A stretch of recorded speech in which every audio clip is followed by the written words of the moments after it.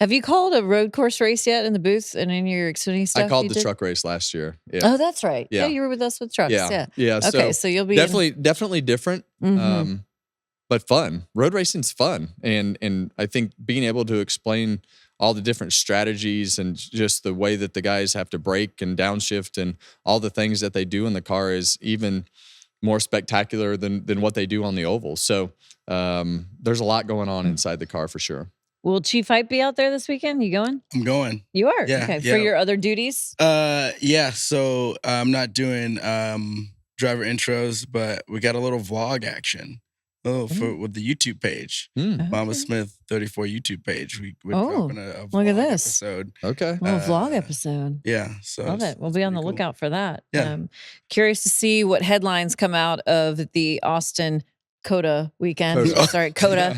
One other headline, though, that I want to touch on for a moment. We discussed it last week on the show, the horsepower. Bob Pockers put out an article kind of detailing this, talked with drivers, with, NASCAR personnel, people that work on engines, a lot of different insight within that article. And I know you also have gotten some additional I did a little bit of research and trying to figure out, all right, what's the reality here? We hear so many different rumors of what happens. I think the reality of the situation is that I've learned is you're not just going to turn the spigot on and switch over to big horsepower, because in the end, there's no way that the development of the manifolds and all the things that are happening inside the engines can't be different in order to maximize power. Now, sure, they're going to spend that same amount of money on development that they would, but they're also going to have to, if they have a different horsepower for short tracks and road courses, they would need to have a different engine rotation. So there's more to it. There needs to be a runway to how do we get there? Well, the first thing we need to do is put the freaking horsepower in the car at one of these damn tests, and let's see if it's better. Okay? Right.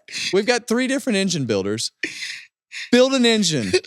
Okay? Please build me an engine and just tell me if it's better. If it's not, I will shut up. Okay? You heard it. If it is better, let's give the engine departments a runway to get there next year so that we can have more horsepower. If not, let's just be done with it. Yeah. So there's way more to it than just turning the spigot on and saying, hey, we want more horsepower. And I think it's you have to be fair to the engine shops and give them the proper path to get there and understand what the rotation would be, what the development would be, all the things that come with changing it. But why can't we test it? Hey, Harvick Not Happy Pod. Yeah, Harvick Not Happy Hour. I don't right understand. Now. Let's This test segment. it. Let's quit talking about it. Let's just get it over with. I mean, I'm with you. Like we test everything else. Everything. We try everything else. So we literally have got to this point where this is the last thing to try. And we talked about it like before we had the 550 package, right? And then you guys tested it with more horsepower and went this way. We did the initial next gen test at Charlotte, and everybody was like, "Oh, I'm out of things to do. I don't really know what to try." Doug Yates says, "Here, put this on." We put 200 horsepower in the car, and it was like, "Oh, this is so much better. So many more options as a driver, and here we are. That's what we're racing." And I just, I get a little bit frustrated with the fact that we just can't put it in a test to see if it's even a path that we even need to go down. Because really, when we put diffusers, splitters, all these other things, there's been several times that we said, oh, this is really going to make a difference when you look at CFD and some of the different things. And it really doesn't matter. Right. And I just, I know that all the engine shops can do it. And I think it just needs to be put in a car and tried at one of the tests to see, let's just see what the difference is. Yeah. The other thing I can tell you though, we don't need the engine. We just saw if the tires will wear out. I was going to ask you. If the tires will wear out, we don't even need to talk about the engine anymore because they'll have more horsepower than they can use for the tires. So, but I don't think anybody knew this was a path that we could actually go down. So whether it was the same or not the same, I still believe that this is one of the best accidents that's probably ever happened to NASCAR. There's that question: more horsepower or tires like last week? More horsepower or tires like last week? Give me one. One or the other. Either one. Yeah. But at least I know that the tire thing isn't going to cost us more money. Right.